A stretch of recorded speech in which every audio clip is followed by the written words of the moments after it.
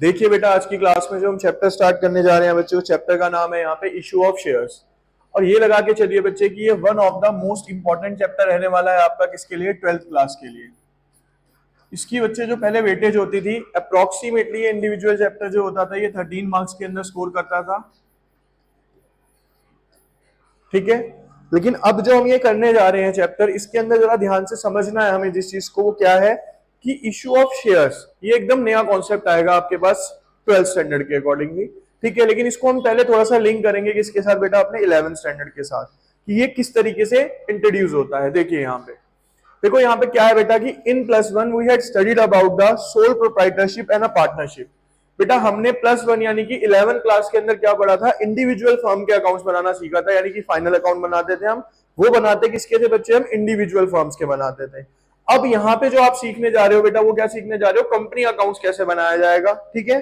तो इसके अंदर डिफरेंशिएट क्या आता है, पहले हम डिफरेंस समझते हैं कि कंपनी अकाउंट के अंदर और इंडिविजुअल अकाउंट के अंदर डिफरेंस क्या था। तो देखिए यहाँ पे अब आप, एडवांटेजेस क्या थी बेटा हमारे इंडिविजुअल अकाउंट की, यानी कि जब मैं इंडिविजुअल फर्म अकाउंट बनाता था, या हम वीकेंड से कि हम बनाते थे प्रोप्राइटरशिप अकाउंट, तो उस कंडीशन के अंदर हमारे पास एडवांटेजेस क्या क्या होती हैं? सबसे पहला बेटा, मान लीजिए कि आप या मैं कोई भी एक इंडिविजुअल फर्म चला रहे हैं, यानी हमारा अकेला बिजनेस है और हम उसको रन कर रहे हैं, तो हमारे पास जो सबसे पहली एडवांटेज होगी बेटा, वो किसकी होगी? यहाँ पे क्विक डिसीजन मेकिंग की।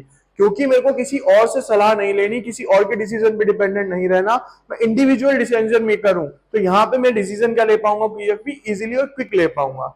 नो कन्फ्लिक्ट, नो कन्फ्लिक्ट का मतलब है कि यहाँ पे किसी से भी किसी तरीके के आर्गुमेंट के चांसेस नहीं बनेंगे, क्योंकि हम क्या चला रहे हैं बच्चे? उस फर्म को इंडिविजुअल रन करते हैं। सिक्रेसी, सिक्रेसी का मतलब क्या होता है बच्चे यहाँ पे? क्योंकि मैं इंडिविजुअल रन कर रहा हूं, तो मुझे पता है कि मेरे को अपने बिजनेस में क्या करना है, किस तरीके से करना है। तो यानी जो भी मैं प्लान्स बनाऊंगा या जो भी चीज मैं प्लान करूंगा, वो हमेशा क्या रहने वाली है बच्चे? सीक्रेट रहने वाली है। देयर आफ्टर आता है is directly related to the profit, मतलब इंडिविजुअल फर्म का बेटा जो सबसे बड़ा क्या है, अगर मैं काम अच्छे से करूंगा और ज्यादा बेटर वे में करूंगा, तो जितनी मेहनत करूंगा उसका जो प्रॉफिट होगा वो भी किसको मिलेगा? मेरे को ही मिलने वाला है। यानी जितना आप पैसा कमाना चाहते हो, उतनी आप मेहनत करो, और मेहनत करके क्या कमा सकते हो? आप पैसा कमा सकते हो। एडवांटेजेस होती है, डिसएडवांटेजेस भी होती हैं। तो अगर मैं यहाँ पे डिसएडवांटेजेस की बात करता हूँ, तो बेटा पहला क्या है? Less chance of a growth and expansion. मतलब क्योंकि बेटा मैं इंडिविजुअल काम कर रहा हूँ, और आज की डेट में अगर आपको ग्रो करना है, सपोज करो इंस्टीट्यूट रन कर रहे हैं और उस इंस्टीट्यूट को ऑल ओवर इंडिया के अंदर ब्रांचेस खोलना चाहता हूँ, तो क्या पॉसिबल है कि मैं उसे इंडिविजुअल कर पाऊँ? नॉट पॉसिबल है। उसके लिए मेरे को एक टीम चाहिए होगी, एक कंपनी चाहिए होगी, ठीक है। दूसरा, लैक ऑफ कैपिटल, क्योंकि बेटा मैं जितना मर्जी पैसे वाला हूं, इंडिविजुअल लेवल पे जब पैसा लगाने की बात आएगी, बड़े बड़े फर्म्स को ले लो आप, रिलायंस का शेयर होल्डर्स से पैसा इकट्ठा करते हैं, फिर फर्म में लगाते हैं या बिजनेस में लगाते हैं। तो इंडिविजुअल अगर कोई भी पर्सन है, तो उसके लिए पॉसिबिलिटी नहीं है कि वो use, lack of management skills, जैसे कि production manager, sales manager, marketing manager. ये क्या होता है बच्चे की, बड़ी बड़ी फर्म करती है बच्चे, काम क्या कर देती है? डिस्ट्रीब्यूट कर देती है। ये आप अपने बिजनेस स्टडीज में सारा काम करता हूं, सारा तो उतनी ज्यादा मैनेजरियल स्किल्स में अडॉप्ट नहीं कर पाऊंगा।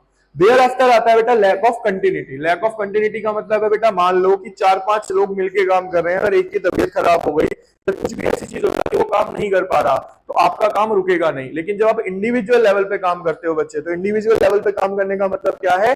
जो भी बच्चे काम कर रहे हो ना, अगर आपकी तबीयत खराब हो जाती है, किसी भी तरीके की प्रॉब्लम आ जाती है, तो उसके अंदर आप कंटिन्यूटी नहीं बना पाओगे, आपका काम क्या हो जाएगा? बीच में रुक जाएगा। अब तो आता है बेटा कि हमने प्रॉब्लम्स पढ़ ली, डिसएडवांटेजेस पढ़ ली, तो अब इसका भाई सॉल्यूशन क्या है? ठीक है सर, हमें ये समझ आ गया एडवांटेजेस क्या है, डिसएडवांटेजेस क्या है। अब आप हमें ये बताओ कि सर इसका सॉल्यूशन क्या निकल के आएगा। तो अगर हम सॉल्यूशन की बात करें बच्चे, सबसे पहला सॉल्यूशन है हमारे पास कि हमें क्या बना लेनी चाहिए? यहाँ पे कंपनी बनानी चाहिए। कंपनी बनाने से बेनिफिट क्या मिलेगा? अब समझते हैं उसको। कंपनी के टाइप्स कितने हैं, पहले एक एक करके वो समझते हैं। जैसे बेटा सबसे पहले आती है आपकी यहाँ पे joint stock company. Company reviewed as association of person who common stock and use for a common purpose.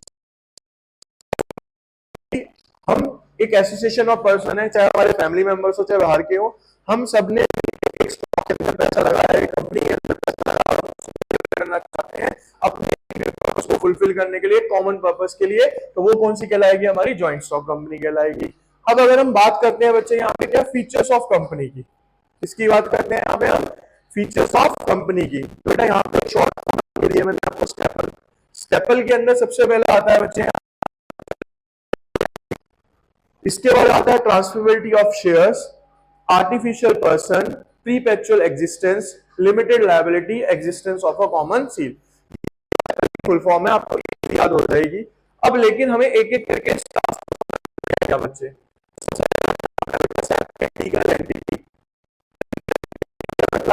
Chapter में पढ़ा था, ठीक है, क्या था? Has a separate legal entity not affected by changes in its member, यानी कि बेटा फर्म या बिजनेस और उसके ओनर दोनों क्या होते हैं बच्चे यहाँ पे सेपरेट होते हैं। किसी ओनर को कुछ हो जाए या कुछ हो जाए तो फर्म पे उसका इफेक्ट नहीं पड़ेगा। आपको पता है रन बाय तो क्या रिलायंस कंपनी बंद हो गई? नहीं, वो आज तक चल रही है। ऐसे ही कंपनी भी कंपनी है, उसके ओनर और ओनरशिप फर्म का बिजनेस दोनों क्या होते हैं बच्चे यहाँ पे? सेपरेट होते हैं। किसी के जाने से फर्म के ऊपर कोई इफेक्ट नहीं पड़ेगा। They both are separate legal entities. Company can contract sue and be sued in a corporate name and a capacity. हमेशा जब कंपनी के ऊपर केस होता है ना, तो बेटा कंपनी के ऊपर केस होता है, इंडिविजुअल के ऊपर नहीं होगा। मान लो रिलायंस फ्रेश का मुकेश अंबानी है, तो मुकेश अंबानी पे केस होगा तो वो मुकेश अंबानी के नाम से होगा, और रिलायंस कंपनी पे केस होगा तो किसके ऊपर केस हुआ? वहां पे रिलायंस कंपनी के ऊपर केस हुआ, ठीक है। Transferability of share, transferability of share का मतलब है कहते हैं capital subscription of a share. कहते हैं जो भी पैसा आता है कंपनी के अंदर, आता कहां से? आपने एक टर्म सुना होगा बच्चे यहाँ पे, शेयर्स। शेयर्स क्या होते हैं? जब भी कंपनी को पैसे शेयर्स के नाम से, तो उसको हम लोग खरीदते हैं, तो हम उसके क्या बन जाते हैं? एक तरीके से शेयर होल्डर बन जाते हैं, ठीक है। क्या कहलाते हैं हम बच्चे वहां पे? Share holder. तो यहाँ देखो capital is contributed by the shareholder to the subscription of a share। कि लोग क्या करते हैं बेटा? शेयर्स को सब्सक्राइब करते हैं। such shares are transferred by its members in case of a private limited company। वो शेयर्स बेटा ट्रांसफरेबल भी होते हैं। मान लो मेरे पास शेयर है, मैं अपने बच्चे के नाम करना चाहता हूं, तो मैं अपने बच्चे के नाम कर सकता हूं, लेकिन कुछ कंडीशंस होती हैं। जैसे कि अगर मैं बात करता हूं बच्चे यहाँ पे कि अगर बच्चे वो शेयर्स कौन से हैं? प्राइवेट लिमिटेड कंपनी के हैं, तो उसके अंदर कुछ कंडीशंस होंगी, हम उसको ट्रांसफर इजिली नहीं कर पाएंगे। उसके बाद आया था बच्चे ए का मतलब होता है बेटा being created by a law, it is regarded as an artificial legal person. देखो बच्चे जितनी भी कंपनीज होती हैं, जितने भी बैंक नेम्स हैं, या आप जितने भी आसपास देख रहे हो, जैसे मैकडी हो गया, डोमिनोज हो गया, पिज्जा हट हो गया, ये नाम है, ये एक तरीके से हमारी लाइफ के अंदर ना एज अ पर्सन है। हमें सबको पता है कि ये एचडीएफसी बैंक है या आईसीआईसी बैंक है, लेकिन ये नेचुरल पर्संस नहीं होते, ये क्रिएटेड बाय अ लॉ होते हैं। एक कानून के तहत एक नाम हुआ, उसको रजिस्टर्ड कराया गया, इसीलिए इनको नाम दिया जाता है बेटा क्या? Artificial legal person. Also the registered registration provide the status of domicile to the company. और उनको एक तरीके से क्या है? एक रजिस्ट्रेशन सर्टिफिकेट दिया जाता है, तब जाके वो क्या बनते हैं? कंपनी का नाम दिया जाता है। ऐसा नहीं है कि आपका मन करा कि मैं कंपनी खोल रहा हूं, कंपनी बन गई। नहीं, आप कंपनी का नाम रखोगे, आप गवर्नमेंट के पास जाओगे, उनके कुछ रूल रेगुलेशंस होते हैं, गाइडलाइंस होती हैं, फॉर्म्स होते हैं, रजिस्ट्रेशन होते हैं, उसको करवाने के बाद आपको सर्टिफिकेशन मिलता है, ठीक है। इसके बाद आता है बच्चे यहाँ पे प्रीपेचुअल एग्जिस्टेंस। अब प्रीपेचुअल एग्जिस्टेंस को समझते हैं। Since company has its existence independent of its member, अभी हमने पढ़ा था बेटा क्या कि कंपनी और कंपनी ओनर दोनों क्या होते हैं बच्चे? यहाँ पे सेपरेट लीगल एंटिटी होते हैं। प्रीपेचुअल एग्जिस्टेंस का मतलब है it continue to be existent despite the death, insolvency और चेंज ऑफ अ मेंबर। यानी कि बच्चे इन केस अगर किसी पार्टनर की डेथ हो जाती है कंपनी के अंदर, किसी की भी क्या हो जाता है? इंसॉल्वेंट हो जाता है, या हमारे मेंबर चेंज भी हो जाते हैं, तो उससे हमारी कंपनी नहीं रुकेगी। हमारी कंपनी क्या होगी बच्चे? एज इट इज कंटिन्यूएशन के अंदर रन करती रहेगी। इसका मतलब है प्रीपेचुअल एग्जिस्टेंस। उसके बाद लिमिटेड लायबिलिटी। लिमिटेड लायबिलिटी का क्या मतलब है बच्चे? यहाँ पे कहते हैं liability of every share holder of a company is limited to the amount he has agreed to pay to the company on the shares allotted to him. यानी कि बेटा जितने उसने शेयर्स खरीदे हैं, मान लो 1 लाख के, 2 लाख के, 10 लाख के, तो उसका जो लायबिलिटी होगी ना, उन शेयर्स की वैल्यू तक ही लायबल होगा। कहता है if such shares are fully paid up he is subject to no further liability. अगर वो फुली पेड अप है तो उससे ज्यादा की वो लायबिलिटी नहीं लेगा। फुली पेड अप क्या होता है, कॉल्ड अप क्या होता है, ये भी हम आगे आने वाली क्लास में समझेंगे। Existence of a common seal, देखो बेटा अगर मैं अपनी बात करूं, मेरे को आपके टेस्ट पे साइन करके देने तो मैं सिग्नेचर कर दूंगा, वो वेरीफाई हो जाएगा। लेकिन कंपनी क्या है, एक आर्टिफिशियल पर्सन है, वो एक ह्यूमन बीइंग तो नहीं है। अब उसको सिग्नेचर करना है, उसको साइन करने हैं, तो वो साइन कैसे करेगी? तो बेटा उसके लिए यूज क्या होता है, देखो कहते हैं existence of a common seal not a natural person, hence it can not sign the document, क्योंकि कोई भी कंपनी बच्चे डॉक्यूमेंट साइन नहीं कर सकती है in the same manner as a natural person would, जिस तरीके से मैं यहाँ आप कर सकते हैं, क्योंकि हम क्या है बच्चे, यहाँ पे एक नेचुरल पर्सन है। The common seal is affixed on the documents by the person authorized, तो एक कॉमन सील लगा दी जाती है बेटा उसके ऊपर, जो कि क्या काम करती है यहाँ पे। कॉमन सील का मतलब है कि आपने एक कॉमन सील लगा दी, यानी हमने एक तरीके से क्या बना लिया बेटा, अपना एक डॉक्यूमेंट बना लिया, सील बना ली, स्टैंप बना ली, वो स्टैंप लग जाती है कंपनी की बिहाफ पे, ठीक है। उसके बाद शेयर्स, अब यहां से समझेंगे बच्चे कि शेयर्स होते क्या है। कहते हैं capital of a company is divided into small denomination, these units are called a share. समझना बेटा, मान लो बच्चे कंपनी है, उसको 10 लाख रुपए चाहिए, तो 10 लाख रुपए के उसने क्या निकाल दिया बेटा, 100 रुपए का एक शेयर निकाला। अब वो मार्केट के अंदर कितने शेयर्स इशू करेगी बच्चे, यहाँ पे 10,000 शेयर्स। तो ये क्या कहलाएंगे, देखो अमाउंट क्या हो गया, टोटल कैपिटल कितना चाहिए था उसको, 10 लाख रुपए, लेकिन अब डिनोमिनेशन क्या है, 100 रुपए का एक शेयर है, तो उसने टोटल नंबर ऑफ शेयर्स कितने इशू करे मार्केट के अंदर, 10,000। तो 10,000 क्या कहलाएंगे बच्चे, यहाँ पे हमारे शेयर्स कहलाएंगे। इसके बाद these persons are known as a share holder and the amount contributed by them is called a share capital. और ये सब पर्संस क्या कहलाते हैं बेटा, शेयर होल्डर्स कहलाते हैं, और इनके द्वारा जो अमाउंट कंट्रीब्यूट किया जाता है, ये सब क्या कहलाता है बेटा, शेयर कैपिटल कहलाता है। फिर टाइप्स ऑफ शेयर्स क्या होते हैं बेटा, दो तरीके के टाइप्स होते हैं मेजरली जो हम देखते हैं। एक होता है बच्चे हमारा इक्विटी शेयर और एक होता है हमारा प्रेफरेंस शेयर। अब हम समझते हैं यहाँ पे कि इक्विटी शेयर और प्रेफरेंस शेयर किसे कहा गया है, ठीक है। देखिए इक्विटी शेयर्स क्या है, कहता है shares which do not enjoy any preferential right in the payment of a dividend और रीपेमेंट ऑफ द कैपिटल, यानी इनको बेटा कोई प्रेफरेंस नहीं दी गई है जब डिविडेंड की बारी आती है। अब क्या होता है बेटा, डिविडेंड क्या है हमें ये नहीं समझ आया, ठीक है। तो बेटा डिविडेंड का मतलब होता है कि प्रॉफिट का एक पार्ट जो कि कंपनी अपने शेयर होल्डर्स को एज अ बांटती है। डिविडेंड मतलब है लाभांश, हिंदी में समझते हैं इसको थोड़ा, लाभ अंश। लाभांश का मतलब क्या है बेटा, लाभ यानी प्रॉफिट, अंश मतलब उसका एक पार्ट। लाभांश क्या हो गया, प्रॉफिट का एक पार्ट जो कि शेयर होल्डर्स को कंपनी के द्वारा दिया जाता है टाइम टू टाइम जब कंपनी को प्रॉफिट होता है, ठीक है। तो लेकिन जब इक्विटी शेयर्स की बात करेंगे तो बेटा इक्विटी शेयर्स के पास ये प्रेफरेंशियल राइट, ये नहीं कह सकते कि हम इक्विटी शेयर्स को मिलेगा ही नहीं, हाँ, लेकिन जब डिविडेंड देने की बारी आएगी तो पहले कंपनी किसको देगी, प्रेफरेंस शेयर को, क्योंकि प्रेफरेंस वर्ड कैसे बना, रेफरेंस है, यानी पहले किसको प्रेफरेंस दी जाएगी बेटा, प्रेफरेंस दी जाएगी जिनके पास प्रेफरेंस शेयर्स होंगे, ठीक है। देखो आगे पढ़ते भी हैं, टाइप्स ऑफ प्रेफरेंस शेयर्स क्या है बेटा, ये कुछ टाइप्स हैं जो हमारे प्रेफरेंस शेयर के हैं। अब हम आगे एक एक करके पढ़ने वाले हैं, यहाँ पे देखिए। जैसे कि सबसे पहले आता है बेटा कॉम्युलेटिव प्रेफरेंस शेयर। अगर मैं बात करता हूं बच्चे यहाँ पे कॉम्युलेटिव प्रेफरेंस शेयर किसे कहा गया है, enjoy the right to accumulate. Accumulate का मतलब क्या होता है बेटा, जोड़ना या इकट्ठा करना, यानी कि कॉम्युलेटिव प्रेफरेंस शेयर होल्डर्स के पास बच्चे राइट होता है कि unpaid dividend in the future years in case the same is not paid during the year. मतलब मान लो एक कंपनी ने 2022 के अंदर 1 लाख रुपए का डिविडेंड दिया, अब लेकिन उन्होंने पे नहीं किया, तो अगर 2023 के अंदर भी कंपनी क्या कर रही है, उस टाइम में मान लो वो 50,000 का डिविडेंड दे रही है, तो 50,000 प्लस पिछले साल के 1 लाख, तो इसको कितने मिल सकते हैं, 1,50,000 का डिविडेंड ये कलेक्ट कर सकता है। यानी पिछले साल का डिविडेंड अगर अनपेड है तो वो क्या हो जाएगा, एक्यूमुलेट हो जाएगा अगले साल के लिए। नॉन एक्यूमुलेटिव क्या है बेटा, dividend is not accumulated if it is not paid in the particular year, यानी ये इकट्ठा नहीं होता। मींस कि अगर मान लो कंपनी ने 2022 में कहा था अगर आपने उस टाइम पे ले लिया तो आपको ये मिल जाएगा, अदरवाइज नहीं मिलेगा, गया तो वो गया, आप उसको अगले साल के लिए ट्रांसफर या एक्यूमुलेट नहीं कर सकते। फिर आता है बच्चे यहाँ पे redeemable preference share. These shares are redeemed or repaid in accordance with the term of issue after a specified period। बेटा रिडीम का मतलब समझते हैं, रिडीम का मतलब होता है पैसा वापस करना, शेयर होल्डर्स को पैसा वापस करना। रिडीमेबल प्रेफरेंस शेयर का मतलब है बेटा कि हम एक एग्रीमेंट के थ्रू एक स्पेसिफाइड पीरियड होता है कि मैं 5 साल बाद, 1 साल बाद, 2 साल बाद क्या करूंगा, इन शेयर्स के पैसे के अमाउंट को क्या कर दूंगा, मैं आपको वापस कर दूंगा।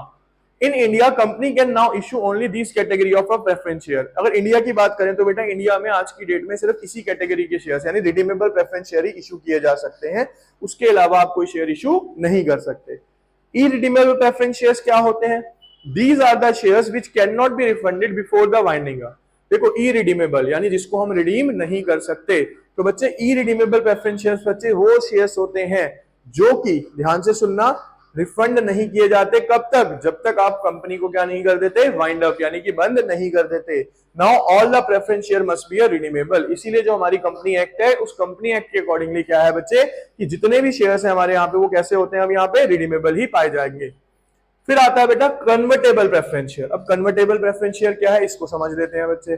Can be converted into equity share. Converted preference share उन शेयर्स को कहा जाता है बच्चे जो कि किसमें कन्वर्ट किए जा सकते हैं, इक्विटी शेयर्स में कन्वर्ट किए जा सकते हैं with in a specified period of time. यानी एक पर्टिकुलर निश्चित समय के अंदर एक टाइम पीरियड होता है जिसके अंदर आप क्या कर सकते हो, शेयर्स को किसमें कन्वर्ट कर सकते हो बच्चे, यहाँ पे कन्वर्टेबल प्रेफरेंस शेयर्स के अंदर कन्वर्ट कर सकते हो। Non convertible can not be converted into equity shares interval से 6 मंथ्स और 1 ईयर। कहता है कि आप इसको इक्विटी शेयर्स में कब तक कन्वर्ट नहीं कर सकते, 6 महीने या 1 साल तक आप उसको कन्वर्ट नहीं कर सकते। एटलीस्ट आपको वो प्रेफरेंस शेयर के रूप में ही रखने पड़ेंगे। फिर आता है बेटा participating preference share. Participating preference share का क्या मतलब है यहाँ? Having a right to participate in the further surplus of a company share which is after dividend at a certain rate has been paid on a equity shares. मतलब क्या है बेटा, dividend के बाद, मान लो एक डिविडेंड दिया 1 लाख, उसके बाद भी कंपनी के पास एक्स्ट्रा शेयर्स प्रॉफिट बच जाता है, तो उस प्रॉफिट के अंदर जिनके पास पार्टिसिपेटिंग प्रेफरेंस शेयर होंगे उनको क्या मिल सकता है, हिस्सा मिल सकता है। यानी वो डिविडेंड के एक्स्ट्रा भी क्या ले सकते हैं, यानी कि इक्विटी शेयर्स को दे रहे हैं, उसके बाद जो बचेगा उसके ऊपर क्या दिया जाएगा, आपको प्रॉफिट दिया जाएगा। नॉन पार्टिसिपेटिंग क्या है? Which do not enjoy such right of participation in the profit of the company. यानी ये वो शेयर होल्डर्स होते हैं बेटा जिनको प्रॉफिट के अंदर पार्टिसिपेट करने का कोई भी राइट नहीं दिया जाता। अब डिफरेंस क्या है बेटा दोनों में, ध्यान से समझेंगे एक एक point. Fix rate of dividend, equity shares के अंदर do not carry any assurance as a dividend payment. यानी बेटा जिनके पास इक्विटी शेयर्स है ना, उनको कोई श्योरिटी नहीं दी जाती कि हाँ भाई आपको हम देंगे ही देंगे डिविडेंड, ठीक है, मिल भी सकता है और नहीं भी मिल सकता। क्यों? क्योंकि हमने क्या बोला बेटा कि पहले प्रेफरेंस किसको दी जाएगी, प्रेफरेंस शेयर को। कहता है issued with the conditional assurance regarding a prescribe rate of dividend. Preference share जो होते हैं बच्चे, इसमें पहले से ही एक एश्योरेंस दिया जाता है कि हाँ आपको ये क्या दिया जाएगा, डिविडेंड दिया ही जाएगा। Repayment get what money left after settling all the other claims. बेटा इक्विटी शेयर्स को जब मान लो वाइंड अप हो गई, कंपनी लॉस हो गया, बंद करनी है, तो पहले सारी सेटलमेंट्स करी जाएंगी, सेटलमेंट करने के बाद आपको पैसा दिया जाएगा। Preference share priority over equity in the repayment of capital in the event of liquidation. अगर मान लो कंपनी क्या हो रही है बेटा, लिक्विडेट हो रही है, बंद हो रही है, तो उस केस में अगर पैसा देने की बारी आएगी ना बच्चे, तो पहले हम प्रेफरेंस शेयर को पैसा देंगे और उसके बाद हम किसको देंगे, इक्विटी शेयर्स को देंगे। यानी पहले प्रेफरेंस किसको दी जाएगी, प्रेफरेंस शेयर को। Redeemable they remain permanently with the company. Equity shares redeemable नहीं होते, ये लगातार कंपनी के पास रहते हैं। कंपनी कैन पे ऑफ, लेकिन प्रेफरेंस शेयर को कंपनी चाहे तो बीच में भी क्या कर सकती है, पे ऑफ कर सकती है। Voting rights, have a voting rights to the elect director. Director को चुनने के लिए इक्विटी शेयर होल्डर्स के पास क्या होता है बच्चे, यहाँ पे वोटिंग राइट होता है, यानी कि वो अपने वोटिंग का अधिकार कर सकते हैं।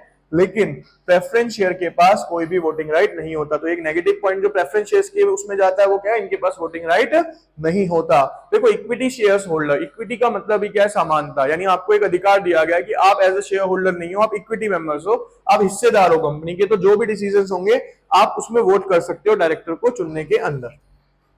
फिर आता है बेटा यहाँ पे टाइप्स ऑफ शेयर कैपिटल। यहाँ पे बेटा वेरी वेरी इंपॉर्टेंट, यहाँ पे लगा लो पूरे चैप्टर का बेस। ये समझ आ गया तो आपको 20% चैप्टर समझ आ गया, आप ये लगा के चलना बच्चे, इतना इंपॉर्टेंट है अपने आप में ये। एक एक करके समझते हैं बेटा। यहाँ पे हम समझते हैं सबसे पहले ऑथराइज कैपिटल क्या होता है। बेटा ऑथराइज कैपिटल का मतलब होता है मैक्सिमम कैपिटल या मैक्सिमम अमाउंट जो कंपनी एज अ कैपिटल मंगवा सकती है, ठीक है, जो कंपनी को अथॉरिटी दी गई है मेमोरेंडम ऑफ एसोसिएशन के अंदर जब उसने कंपनी बनाई थी। क्योंकि हर एक कंपनी का अलग अलग स्ट्रक्चर है, हर अलग कंपनी अलग अलग तरीके से काम करती है, हर कंपनी की लिमिट्स भी क्या होती है बेटा, अलग अलग होती है। यानी ऑथराइज कैपिटल हर कंपनी का क्या होगा, अलग अलग होगा। अब इसके बाद आते हैं इश्यूड कैपिटल। ध्यान से समझेंगे एक एग्जाम्पल के थ्रू। ऑथराइज कैपिटल मान के चलते हैं बच्चे कि मेरे पास ना टोटल स्टूडेंट्स पढ़ाने की कैपेसिटी है 500, यानी मैं 500 स्टूडेंट्स को एनरोल कर सकता हूं, ये मेरी मैक्सिमम कैपेसिटी है। लेकिन मैंने उन 500 को ना करके मैंने क्या करा बेटा, मैंने कहा नहीं इस बार ज्यादा भीड़ नहीं करनी, मैं कितने स्टूडेंट्स पढ़ाऊंगा, सिर्फ 400। तो ये जो 400 होगा ना बेटा, ये मेरा क्या बन गया, एक तरीके से इशूड कैपिटल, यानी जो मेरा मैक्सिमम अमाउंट है उसमें से जो मैं एक्चुअल में दे रहा हूं या मंगा रहा हूं, वो क्या हो गया बच्चे, मेरा इशूड कैपिटल। और बाकी के जो 100 बच जाएंगे बेटा यहाँ पे, ये क्या बन जाएंगे मेरे यहाँ पे, अनइशूड कैपिटल। ठीक है, अब इशूड कैपिटल का मतलब है मैंने ये सीट्स दे दी कि हाँ भाई मैं 400 बच्चों का एडमिशन लूंगा, ये तो मैंने दी है ना, तो जरूरी तो नहीं है कि 400 की 400 सीटें फुल हो जाए, ज्यादा भी हो सकती हैं और कम भी हो सकती हैं। अब इशूड कैपिटल के बाद आता है सब्सक्राइब कैपिटल, यानी कि इन 400 सीटों पे मान लो 350 बच्चों ने क्या करा, अप्लाई किया। 350 बच्चों ने क्या किया बेटा, अप्लाई किया, तो ये क्या हो गया यहाँ पे, सब्सक्राइब कैपिटल। और बाकी का जो 50 बच जाएगा बेटा यहाँ पे, देखो ये हो गया सब्सक्राइब कैपिटल, और बाकी का जो बच गया ये क्या हो गया बेटा मेरा यहाँ पे, अनसब्सक्राइब कैपिटल। अब 350 सीटें मैंने बोल दी, मैंने कहा ठीक है भैया, बच्चे आए मेरे पास 350, मैं कहा ठीक है जी आपको सीट मिल जाएगी। अगला स्टेप क्या होगा, मैं पैसे मंगवाऊंगा, तो सेम सब्सक्राइब कैपिटल के ऊपर अब कंपनी क्या करेगी, यहाँ पे कॉल्ड अप अमाउंट मंगाएगी। कॉल्ड अप मतलब जो पैसा मैं मंगाता हूं, तो मैंने इन 350 स्टूडेंट्स को बोला कि भैया आप अपनी अपनी क्या करा दो, फीस सबमिट कराओ। तो उसमें से क्या हुआ बच्चे, यहाँ पे मैंने 350 में से क्या करा, 300 स्टूडेंट्स को फीस के लिए कहा, और मैंने 50 को क्या दे दिया, एक तरीके से कोई भी ग्रांट दे दिया, या कह लो कोई भी स्कॉलरशिप दे दी, मैं इनसे फीस नहीं ले रहा या अभी मैं इनसे पैसा नहीं मंगाना चाहता। तो 350 यानी सब्सक्राइब कैपिटल में से जितने लोगों से मैं पैसा मंगवा रहा हूं, वो मेरा क्या बन जाएगा यहाँ पे, कॉल्ड अप। और जिससे मैंने नहीं मंगाया, जो अमाउंट मैंने अभी तक नहीं मंगाया, वो क्या बन गया बच्चे मेरा यहाँ पे, अनकॉल्ड कैपिटल। अब भाई आपने मंगवा लिया, ठीक है, अब मंगवाने के बाद क्या होगा बच्चे, उन्होंने फीस पे करनी है। अब मान लो इन 300 स्टूडेंट्स में से 250 स्टूडेंट्स ने मेरे को पैसे दे दिए, तो ये हो जाएगा मेरा क्या बेटा यहाँ पे, पेड अप कैपिटल, यानी जितना पैसा मेरे पास आ गया। और जो ये अभी तक 50 रुपए 50 बच्चों के पैसे नहीं आए, ये क्या हो गया मेरा, calls in arrear. Calls in arrear का मतलब बेसिकली क्या होता है बेटा, यहाँ पे अनपेड अमाउंट, यानी जो पैसा मेरे को रिसीव नहीं हुआ है। ठीक है बच्चे, अब बाकी के जो 50 हैं जो मैंने अभी तक मंगाए ही नहीं है, वो मेरा क्या बन जाएगा यहाँ पे, रिजर्व कैपिटल कहलाएगा। यानी वो पैसा जो मैं अभी तक मंगा नहीं रहा, उसको रख के बैठा हूं, वो सब क्या है, मेरा रिजर्व कैपिटल है। अब बेटर समझ आ गया होगा, नहीं भी आया तो एक प्रैक्टिकल इलस्ट्रेशन से हम इसको समझते हैं। देखो बच्चे, सबसे पहले हम समझते हैं कि ऑथराइज कैपिटल क्या है। कहते हैं this is the maximum amount of a capital a company is authorised to raise from the public. ये बच्चे हमारा एक मैक्सिमम अमाउंट है जो कि कंपनी क्या करती है, पब्लिक से रेस कर सकती है, यानी मंगा सकती है। This is specified in the memorandum of association of the company. और ये अमाउंट स्पेसिफाई किया गया है बच्चे किसके अंदर, memorandum of association of company के अंदर ऑलरेडी मेंशन्ड है कि कितना आपको दिया जाएगा, कितना नहीं दिया जाएगा। ठीक है, इशूड कैपिटल, अब मैंने क्या बताया कि 500 बच्चे मेरी क्या है, ऑथराइज कैपिटल। मैंने सीटें कितनी दी बेटा, 400। ये क्या था बच्चे मेरा यहाँ पे, इशूड कैपिटल। अब इन 400 सीटों में से मेरे पास बच्चों ने कितना सब्सक्राइब किया, यानी सीटों के लिए आए कितने बच्चे, 350। तो सब्सक्राइब कैपिटल क्या है, this is the part of the issued capital actually purchased और सब्सक्राइब बाय द पब्लिक, यानी जो बच्चों ने मेरे से सीटें ली हैं एक्चुअल के अंदर। ठीक है, अब मैंने 350 बच्चों में से 300 बच्चों को कहा कि भैया आप अपनी फीस सबमिट कर दो, तो ये मैंने क्या कर दिया, पैसा मंगवा लिया। तो called up capital indicate the portion of the subscribe capital called by the company for the payment, यानी वो शेयर होल्डर जिनको हमने कहा है कि भैया आप अपना पैसा हमारे पास सबमिट करा दो। अब हुआ क्या कि जरूरी नहीं है कि मैंने 300 बच्चों को कहा तो 300 बच्चे ही फीस लेके आ गए हो। मान लो यहाँ पे 280 स्टूडेंट्स ने मेरे को फीस भरी, तो जितने मैंने मंगाए और जितने मेरे को दिए गए, जो मेरे पास आएगा वो क्या कहलाएगा बेटा, paid up capital. This is the amount of called up capital actually paid up by the public. Paid up capital become the liability of the company towards its share holder. जो अमाउंट शेयर होल्डर्स ने company को दे दिया है वो paid up कहलाता है, और company की क्या बन जाएगी बेटा, वो एक लायबिलिटी बन जाएगी कि उसे वो शेयर होल्डर्स को वापस करना पड़ सकता है। अब रिजर्व कैपिटल क्या है बेटा, देखो मेरे पास 350 सीटें आई थी, मैंने 300 को ही कॉल्ड अप करा। Reserve capital is the part of uncalled capital, यानी जो 50 बच्चों से मैंने फीस नहीं मंगाई ना अभी, यानी 50 शेयर होल्डर कह सकते हैं, उनसे मैंने पैसा नहीं मंगाया, is called uncalled capital set aside as a reserve by the company to call up only in the event of the liquidation of the company। ये हमेशा कब किया जाएगा बेटा, हम अलग से एक 50 बच्चों को रोक दिया, मैंने कहा भाई अभी मेरे को पैसा नहीं चाहिए, जब मेरे को रिक्वायर्ड होगा ना मैं आपसे पैसा मंगवा लूंगा। ये ऐसा क्यों किया गया, ये इस सोच से किया गया कि जब कंपनी कभी लिक्विडेट होती है या हमें पैसे की रिक्वायरमेंट पड़ती है तो उस टाइम पे हम क्या करेंगे, इस चीज को यूज कर लेंगे। ठीक है बच्चे, अब एग्जाम्पल समझेंगे, बिल्कुल क्लियर हो जाएगा आपको एक एक चीज। Company has been incorporated with an authorised capital of 20 lakh. Authorised capital कितना है बेटा, 20 लाख। कैसे डिवाइड किया, 2 लाख शेयर 10 रुपए के हिसाब से। ठीक है, तो नंबर ऑफ शेयर्स कितने हो गए, 2 लाख, और कितने रुपए के हो गए, 10 रुपए के। अब बेटा देखो 2 लाख शेयर्स मंगाए गए 10 रुपए के हिसाब से, तो ऑथराइज कैपिटल कितना हो गया, यहाँ पे आपको दिख रहा होगा 20 लाख रुपए। मैंने क्या बताया था, ऑथराइज मैक्सिमम अमाउंट जो हम मंगा सकते हैं। अब उसमें से मैंने कितना मंगवाया, it offered 1,90,000 shares to the public. उसमें से मैंने बेटा इशू कितने करे हैं, सिर्फ 1,90,000। ठीक है, 1,90,000 मैंने इशू करे हैं, और 10,000 अभी क्या कहलाएंगे, मेरे अनइशूड कैपिटल कहलाएंगे, जो मैंने अभी तक इशू नहीं करा है। ठीक है, फिर इशूड कैपिटल में से अब मैं पैसा मंगवाऊंगा। कहते हैं it offered 1,90,000 shares to the public but only 1,80,000 share were subscribe. भाई मैंने इतने इशू करे ना, लेकिन मेरे पास आए कितने शेयर्स के लिए, सब्सक्रिप्शन, 1,80,000 शेयर्स के लिए सब्सक्रिप्शन आया। 10,000 क्या है बच्चा मेरा अभी अनसब्सक्राइब कह रहे, यानी वो सीटें हैं जिसपे अभी बच्चों ने एनरोल नहीं किया।